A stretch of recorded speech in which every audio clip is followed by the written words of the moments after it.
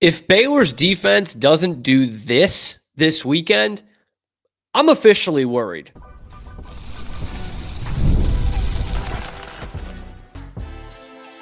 You are Locked On Baylor, your daily podcast on the Baylor Bears. Part of the Locked On Podcast Network, your team every day. Hello there, Bears fans, and welcome to another episode of Locked On Baylor, brought to you by Mazda, part of the Locked On Podcast Network, where it's your team every day. The official favorite podcast network of Dave Portnoy. Look it up. It's all right there. I'm your host, Cam Stuart of ESPN Central Texas and The Cam Show on YouTube through Rogue Media Sports Network. Appreciate you guys making it your first listen today and every day. And look, it's a bit of a clunker this weekend against Samford. It's a cream puff. Baylor should roll all over them. So what I've done is looked at the 5 things that this Baylor team must do this weekend, or else I'm going to get a little worried. There's some offense, there's some defense in there, and then at the end of the show, we will look at the game of the weekend in the Big 12, and of course, the return of some trivia as well. All that and more coming up on this episode of Locked On Baylor. This is always an interesting one. Like, what do you do? What do you do as a fan or as an analyst of some kind, looking at a game like Baylor versus Samford? You know, you just had back-to-back pretty big matchups. Auburn, who's now in the top 25, SEC opponent. We talked about it for a month. And then you get a top 20 team on the road that made the college football playoff last year. And then you've got the defending Big 12 champs coming in next week. So what about this week in between? Samford. Baylor should blow them out. So how do we make good content for that? Well, if the win isn't going to be in doubt, what 5 things should we look at to feel good about this Baylor team? For all those of you who are saying, oh, well, they just won one that they shouldn't have even have won. How about these 5 things get done, and I'm feeling really good about Baylor and their Big 12 championship hopes. I mean, first thing, in no particular order, we have to start with this Baylor defense, okay? It's not been good enough. 132nd ranked scoring defense in America out of 136 teams. So the thing that they need to do for me is hold Samford under 14 points. Okay? Samford has not scored more than 13 points in 2 games. That should not be starting now. I don't think you're asking a lot to say holding them under 14 when they've scored 16 through 2 games. Okay. I said it earlier in the offseason or during the offseason. I guess we're not in that anymore.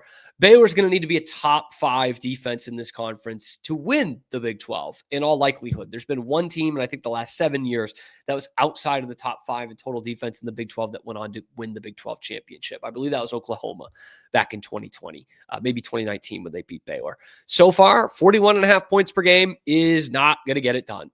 Samford has scored 1 touchdown in 8 red zone trips. 1 touchdown in 8 red zone trips. And oh, by the way, they only score half the time they get in the red zone. Baylor needs to hold them under 14.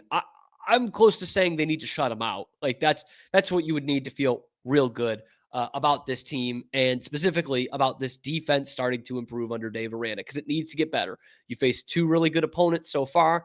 Samford does not fit that bill, so it needs to be better on that side of the ball, and it needs to be nearly flawless this weekend against the FCS Samford Bulldogs.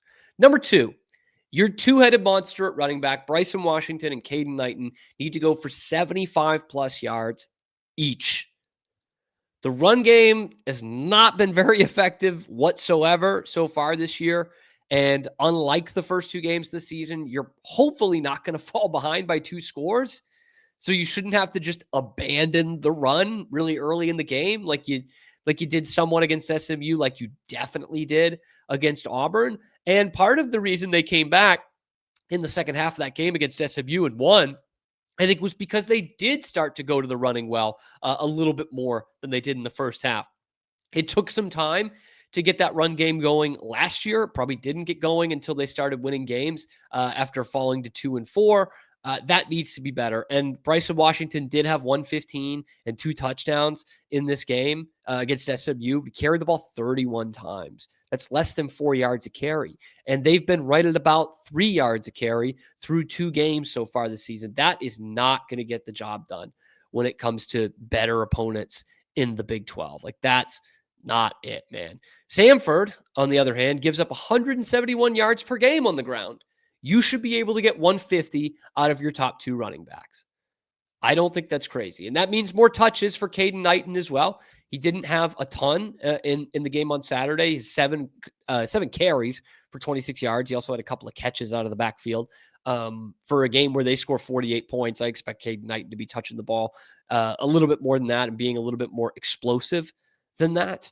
And so I think we will start to see that this week and at least just make it a little bit easier for Sawyer Robertson.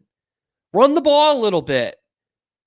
They had a counter in the second half. Actually, it was a sweep that went for like 12 yards on 3rd and 8. And I was like, that's Jake Spavital. That's Baylor right there. Make it a little bit easier on Sawyer Robertson, which is the number 3 thing they have to do this weekend. And that is, I want to see Sawyer Robertson in street clothes by the 4th quarter. This used to be a great Baylor tradition in the Art Briles days, where you'd look down and in the 4th quarter, early in the season, these September games would be 110 degrees, and most of the stadium would have been empty, but not because nobody showed up, but because everybody left because it's a 4-hour game. They were up by 60 points, and it was 110 degrees, and all the starting offensive players on the sideline did not have pads on anymore. That's what we need, man. That's what we need from Sawyer Robertson this week. Okay. There's going to be some stat padding, but I want to go back to that tradition where you're beating the crap out of someone so bad that your quarterback can just take his pads off for the final 15 minutes of the game. Okay. He's thrown the ball 98 times through 2 games. 98 times. Most in the Big 12, leads the Big 12 in yards, thrown for 400 plus in the last 3 games, dating back to last year. But look, he's taken some hits. He got beat up in that Auburn game, right? He got the hard hit to the midsection. He hit his hand off a helmet. I don't think we've seen him run as much because he's just not all the way healthy. Like, this is a golden opportunity to give him some time off. Let him take a bit of a rest. The Heisman campaign will still be there next week. He can play 3 quarters and throw for 275 yards and 3 touchdowns, and the Heisman campaign is still going to be there. Okay? He's still going to be one of the best quarterbacks in the country. Can we just give him a bit of a break? In fact, we should be able to give everyone a break towards the end of this game. And we're going to take a break ourselves. But when we come back, we're going to talk about the offensive player that needs to step up, because that seems like an oxymoron. The offensive players have been stepping up. And what else the defense is going to have to do, some tangible results to make you feel better about this team. And if not, we're going to get worried. That's coming up next on Locked On Baylor. But first, a word from our sponsor over at Mazda. One of my favorites, man. One of our newest ones here on the Locked On Podcast Network as well. This episode is brought to you by Mazda's Moving the Game Forward. For those who believe it's not just about playing the game, it's about redefining it. There are moments that do more than just put points on the board. They move crowds, they move culture, and keep moving the game forward. This week's moment that moved the game forward had to be Jacob Redding's pick in the end zone. I mean, we're talking about a walk-on guy who's talking afterwards after the game about how this is what he dreamed of when he was going to Baylor games as a kid, coming up from New Braunfels. And again, Baylor didn't score on the drive afterwards, but after the phantom block in the back that leads to a muffed punt, fumble, SMU can put the game away, and they don't, because Jacob Redding makes that pick. It's the only turnover they forced all year. That kept everything moving forward. And when we looked back after a Baylor victory, it becomes the play of the game. When you follow what moves you, the unexpected is only the beginning. And just like there's more to every highlight, there's more to a Mazda vehicle. Mazda, move and be moved. Coming back here on Locked On Baylor, the 5 things we need to see from Baylor football this weekend against Samford, or I'm going to start to be worried a little bit. I'm not going to lie. I'm going to get a little hesitant when it comes to how I'm describing this team. We'll stick with the defense here. And the fourth thing, but the first one of this segment, the 4th thing I need to see from them this weekend is take 3. Guys, remember that? Used to say that all the time. It's actually, I think, a Matt Rule thing, and it stuck around. A lot of coaches say it now. The take 3. Can I get 3 turnovers out of Dave Aranda's defense? Please. Force some turnovers, man.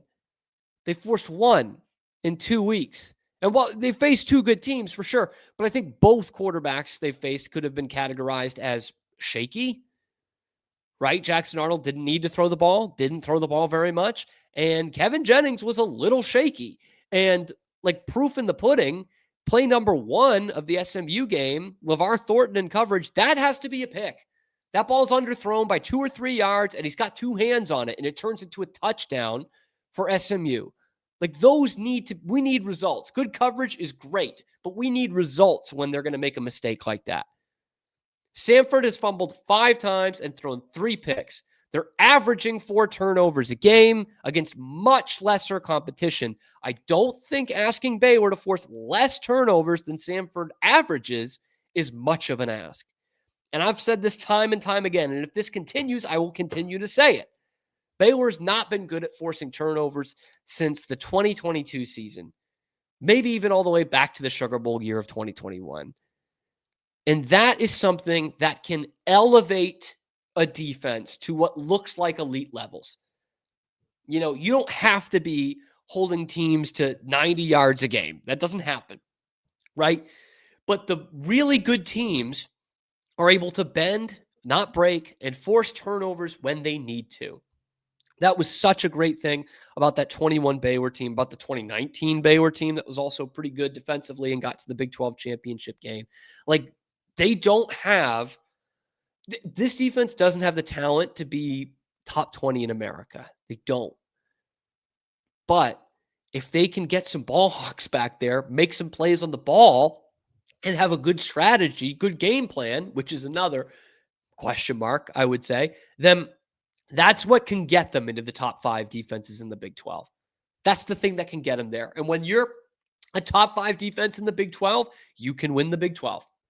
We've already gone over that on this show. We've already gone over it in shows in the past. You've got to be a top 5 defense in this conference to win this conference. One way that Baylor can get there, instead of just being mid, is forcing some turnovers. And it's got to continue past this game, but it's got to start in this game. Like, you've got a shaky offense coming in here, much lesser competition than what you're used to. There's got to be 3 turnovers in this game. I'm sorry. There just has to be. I know you can play a good defensive game without turnovers, but I've got to see 3. To me, there's really not much of an excuse there. 5th and final thing I need to see from Baylor football this weekend for me to not get worried. This one's pretty simple. I need Lewis Brown IV to make some catches. I need Lewis Brown IV to make some plays. Okay? And this is, I'm just trying to make sure we don't have to put him on a milk carton here. Okay? 1 catch for 18 yards through 2 games. This is a guy Dave Aranda could not stop raving about in fall camp. He literally said Lewis Brown IV is going to be one of the best guys, if not the best guy we've had so far. This is a team that was practicing with Josh Cameron and Cole Wilson and Michael Trigg and Ashton Hawkins and Kobe Prentice. And he says Lewis Brown IV might be the best guy we have for the best wide receiver room in the Big 12. So Dave Aranda is basically insinuating there that Lewis Brown is one of the best receivers in this conference. We haven't seen it yet. I thought he was going to be a good breakout candidate. We have not seen it yet. If you're going to break out, it's the time to do it, man. Not only is Samford just a much lower level of competition, but they have 1 corner playing for them who's 6 feet tall. 1. You're 6'3". Let's get some jump balls, and let's put a real threat on the outside opposite Josh Cameron. Maybe make them think about how they're defending Josh Cameron on the other side. When you don't have someone who's a threat on the other side of him, it becomes a lot easier to defend a guy like Josh Cameron, who has still been uber productive so far, who still had 150 receiving yards and 2 touchdowns last week. Okay, so I gotta see something from Lewis Brown, man. Like, if he's not going to do it against Samford, then you really got to wonder, okay, does this affect the depth of Baylor's receiver room a little bit? Are they going to come up on a team that's got 2 good corners playing on the outside. And then you take Josh Cameron and Lewis Brown out of the game, and then you're really limited. This offense still has enough to get by most games, but I'm thinking about that and thinking, why is Lewis Brown here if he's not able to produce against a team like Samford? Which, to be fair, I think he will. I think he's going to have a big game here soon. But one catch for 18 yards in 2 games, that does not scream, best receiver in the best receiver room in the Big 12 for me. Maybe it does for you. I'm not sure. The other thing that I really want to see from Baylor this weekend, and it's kind of implied by one of the other things I said, but honorable mention thing I need to see from Baylor this weekend, and I won't get worried if we don't, but this is a golden opportunity. I want to see Walker White in this game. It's kind of implied that if Sawyer Robertson's not playing in the fourth quarter, that Walker White would be, and hopefully then again Nate Bennett too. But I want to see this kid. He was a top 3 dual threat quarterback recruit out of high school, 4-star guy. He lost out to him to Auburn. And when he entered the portal, he was one of the top quarterbacks in the portal. Now, of course, then you get the Carson Becks and the John Mateers of the world, and he's not at that level. But that was a pretty big get for Baylor to get Walker White. Not too dissimilar to, Baylor kicking the tires on Malik Murphy last year and everyone being like, that's the guy, that's the dude. Like, Walker White brings the same skill set here. And more likely than not, he's going to be your starting quarterback next year with plenty of eligibility left and maybe brings a little bit something different than Sawyer does. He's going to be able to run the ball. Just like how we were really excited. I think back to 2015 and the first couple of games of the season was like, okay, how big a blowout does it need to be for us to see Stidham? Like, when are we going to see Stidham? And we saw him every game because they were kicking the crap out of everybody. That's how I'm going to feel about Walker White this weekend. I think this is a golden opportunity to see a little cameo, a little showcase. We'll put something on tape that we're talking about next week and saying, man, this quarterback room is in good hands for years to come. Just give me a highlight like that, man. And then let's see Nate Bennett. Let's see Edward Griffin if we need to. All right. I'd love to see some of these other quarterback guys because, as I've talked about before, this quarterback room is in good hands. There is a real, for the first time in a long time, like a legitimate succession plan. And I don't even know exactly what it is yet, but like, let's say Walker White just isn't the dude, which I don't believe so. I think he will be the dude. But then you still got a Nate Bennett that you're really high on and Edward Griffin, who you're really high on as a high school recruit out of Coppell. So whatever lineage that is, like whatever chain of command that is, who it goes down to, you do have a succession plan in that for the first time in a while, you have a good quarterback somewhere there who will stay next year, whether it's Walker White or Edward Griffin or Nate Bennett. So I'd love to see Walker White this weekend. What do you want to see? Let me know in the comment section below. Then be sure to like the video, subscribe to the channel. Let me know if there's something, if you don't see, that you will start to get pretty worried about. Let's make it specific. Let me know in the comments. When we come back, we're going to talk about the Big 12 game of the week. And then I've got to take a step back. I've got to own up to something. You guys love when I do this. I have got to admit when I was wrong, and I was really wrong about something this week. I'm going to tell you next on Locked On Baylor. But first, today's episode is brought to you by our good friends over at Drip Drop. Look, it's still hot out there, y'all. It definitely still is. I'm feeling it, and I'm not even in Texas. But if you're trying to stay on top of your routine, whether that's your workouts, your long days on campus, or staying focused through back-to-back classes, maybe chapel thrown in there, hydration is where it all starts, and that's where Drip Drop comes in. When I'm on top of my hydration, I notice everything works better, guys. My energy, my mood, my focus, even my skin. But getting enough fluids every day isn't always easy. That's why I've been loving Drip Drop. It's doctor-developed and scientifically proven for fast hydration. It uses the perfect balance of sodium, electrolytes, and glucose to help your body absorb fluids quickly, delivering 3 times the electrolytes and half the sugar of a leading sports drink. I'm looking at you, Florida. Right now, Drip Drop is offering Locked On listeners 20% off your first order. Just head to dripdrop.com and use the promo code LOCKEDONCollege. That's dripdrop.com, promo code LOCKEDONCOLLEGE for 20% off. Stock up now before the heat hits you too hard. Today's episode is also brought to you by our friends over at DoorDash. Man, do I love me some DoorDash. I love all of our sponsors, but I really like DoorDash. It's almost the weekend, almost there, guys. I mean, tonight we're there, right? Time to look back and crown this week's MVP on Who Delivered, powered by DoorDash. Just like you can win every Saturday with DoorDash streaks, saving money every time you order. These players delivered when it mattered most. Let's break it down. For Baylor, of course, Sawyer Robertson delivered in a big way. I mean, 440 yards passing, 4 more touchdowns, no picks. He's my Heisman front runner right now. When the pressure was on, Sawyer came through. No hesitation, no delay. And if you've been watching his career at Baylor, you know this performance wasn't a fluke. Sawyer is on a heck of a streak. And just like Sawyer delivered for the Bears, DoorDash delivers your Saturdays with DoorDash streaks. You save every Saturday you order, stack it up all season, and you could save up to $250, including $100 in DoorDash credits. Order this Saturday, keep the streak alive. Fuel your game day only with DoorDash. Terms apply. Promo period through November the 18th. Taking you into your weekend here on Locked On Baylor. I've got to admit that I was wrong about something, but I'm going to do that in a minute. First, what we're going to do is look ahead at the weekend. What are the Big 12 games to watch? What are the games in this conference that are going to make it so topsy-turvy that we'll be having another discussion this week about how the path is even easier or even harder than it ever looked? Okay. This is a pretty, like, half the teams are playing real intriguing games. The other half are just not. There's no big heavyweight matchup. And what I mean by that is, like, Tech is playing Oregon State. That's intriguing. Tech should beat them comfortably, but that's intriguing. Samford's playing Baylor, right?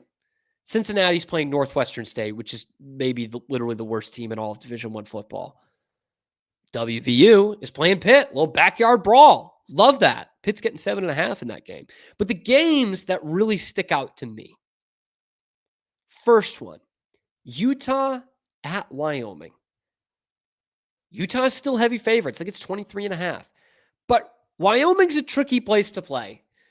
Go ask Tech. Go ask Joey McGuire, okay? Wyoming is a tricky, tricky place to play. And they always seem to get these Power 4 teams to come and play them in Laramie. So just keep an eye on that one. I could see a Cowboys cover there. But really, the biggest one that stands out to me this week, the game of the weekend in the Big 12. 9:30 p.m. Central Time on Saturday is Texas State at Arizona State. A guy who could well be coaching in the Big 12 next year, maybe the year after. You know, if you look at a place like Oklahoma State, Baylor, or TCU, if things go haywire. G.J. Kinney is leading Texas State. He's been great there so far. Obviously, the 2 years that he's been there, they played Arizona State really tough last year, and Arizona State needs a win here. They need a win, obviously. But if they beat Texas State by 4 touchdowns, that to me is a legitimate statement, because I don't like being 4 touchdowns better than Texas State is impressive, especially coming off a loss like that. That's genuinely impressive for a team that's still kind of trying to figure it out, especially in the run game. They're giving ASU 15.5 in that one. And of course, that's the one that Baylor fans should be tuned in on anyway, because that's your opponent next week. Right? That's your opponent. We do have 2 conference matchups. Kansas State, Arizona. Doesn't do much for me. Those are 2 bottom of the barrel teams right now. Obviously, Kansas State really needs a win. That's on the road in Tucson. They got to get that one done. Colorado, Houston is the other really intriguing one. Texas State, Arizona State, still my pick. But Houston and Colorado, that is one where, like, hey, whoever wins this is like in that second tier of Big 12 team, I think. Somewhere between 4 and 6 and 7 in the conference. Like that's where I think the winner of that game will end up. And I think it's going to be Houston, by the way. I do think it's going to be Houston, although both these teams are pretty similar on paper. The advantage for Houston, they have a solidified quarterback. I know if there's some Colorado fans watching, you need an explanation as to what that means. A solidified quarterback. Boy, I said it on Twitter, and I really mean it, and I actually had to dumb down my language a little bit. I had to clean it up. If Deion Sanders has a chance to make you sound like an idiot, To make you sound less than human, he's going to do it. He is going to do it. It's like Bill Belichick, just with a little bit more glitter, a little bit more pizzazz. Okay. Someone asked him if he's worried about not having a solidified quarterback. And he goes, whoa, I got time today. What's a solidified quarterback? Can anybody tell me? Yeah, we can all tell you. You're a football coach. You can tell us too. Everyone can tell you what a solidified quarterback is. A quarterback who is definitely your starter, that you feel confident in, that gives you a good chance to win games. That's a solidified quarterback. Houston has one, and they brought in a quarterback at the same time as you. Houston has one. Baylor has one. TCU has one. Utah has one. Arizona State has one. Arizona has one. This whole conference has one. As bad as he's been, Kansas State has one. BYU has one that wears number 47. And Deion can't tell me what a solidified quarterback is? Shut up, man. Like, are any of you guys sick of this at this point? Or are you just like, Cam's just so cynical. Cam just hates everything. Are you guys not sick of this? He went on a tirade against some 24-year-old working for the local news station last year because someone that guy's never met for CBS National wrote something that wasn't too flattering to Deion. God, that's got to get old at some point. That's got to get old. Like, he's like Barry Bonds, man. He'll take every opportunity to make you feel worse about yourself and make everyone else feel like Deion's the smartest guy in the room. Anytime he can, he'll take that opportunity. Anyway, what's your game of the weekend? Let me know in the comments section below. Let me know, man. Maybe Colorado will find their solidified quarterback. Like that's the kind of stuff that just makes you sound like an a-hole. I'm sorry. Like, you do. Anyway, I do need to correct something that I got wrong, okay? And it's in the trivia variety, okay? So Tuesday's episode, I put out the trivia question, which was something along the lines of, it was about Hal Mumme, who coached Chris Hatcher in college, Samford's head coach.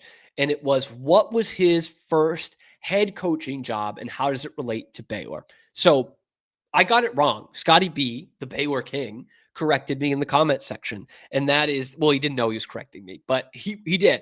And that is that Hal Mumme's first job was actually at Aransas Pass High School for 1 year before joining at West Texas A&M, which is where I thought his career really started. So Scotty B technically got the right answer, and that is Aransas Pass. And he also mentioned, as one other commenter did, that Mickey Sullivan, the longtime Baylor baseball coach, is from Aransas Pass. What I was looking for, which you guys couldn't have known this, only the Bear Coon 254 got it right on Twitter. And that is, I thought it was at Copperas Cove High School, where he coached after leaving UTEP and before going to Iowa Wesleyan, where he really perfected the air raid. But it started at Copperas Cove High School, which he called the worst high school football job in America. So congratulations to you in Copperas Cove in the Killeen metro area. Definitely still get Waco news out there. Trust me, I know that. And the connection, of course, to Baylor is that Copperas Cove is the alma mater of Baylor's only Heisman Trophy winner, Robert Griffin III, Copperas Cove dog. So thank you to Scotty B for correcting. Also, I'll give the shout out to the Bear Coon 254 for reading my mind and getting that right. We also have to go over Thursday's answer, which was, the question was, largest crowd ever at Samford football history was in 1994 to see this Alcorn State quarterback who finished third in the Heisman, even though he's playing in the FCS. And that, of course, is the late, great Steve McNair. Air McNair. Billy Love, 30-33, gets it again. He's becoming a dynasty here. He was the first one to get in the comment section. Anil Adyantaya, I don't think I said that right, Anil, but let me know. Got it on Twitter. So you can still get the shout out if you tweet at me. You just got to follow and like and subscribe. So I had to correct the record on that, but let me know what you guys think, what you need to see from this Baylor team this weekend. What is the Big 12 game of the weekend for you? Like, what's the other one you are posted up with that you're clicking on it in your quad box? Let me know in the comments section below. Then be sure to like and subscribe. Thank you for making it your first listen today and every day. We will see you on the next one of your favorite show, Locked On Baylor.